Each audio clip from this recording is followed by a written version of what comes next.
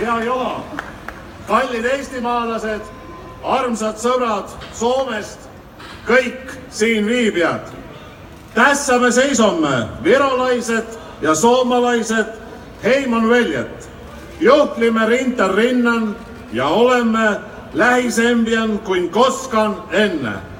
Eesti poetess Liide Koidula pühendas 1881. aastal Soome kirjandusseltsi juubelil luuletustsükli Soome sild. Selle luuletuse unenägus olid read. Silla otsad ühendatud, kandes ühte isamaad. Tõe templiks pühendatud nägu, millal tõeks saad.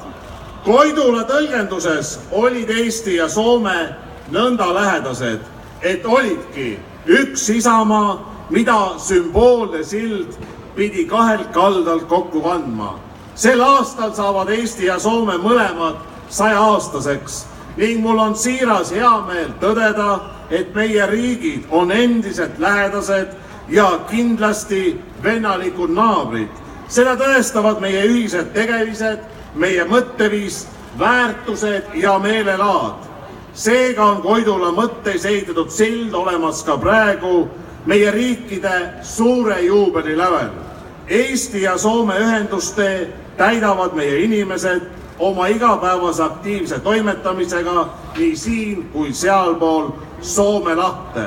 Head kuulajad, täna oligi Tallinnas tõeline Soome päev, mil meie hõimuvennad soomlased olid meiega õlg õla kõrval, kinnitamas seda silda nii jalgpallimatšides kui ka siinsamas kontserdil. Meie muusikud pühendatult koos ühel laval, tuues Eestit lähemale Soomele ja Soomet Eestile. See on väärikas kingitus Soome 100. juubelil tähistamaks Eestis. Ma tänan teid kõike südamest. Palju õnne Soomi, palju õnne Eesti!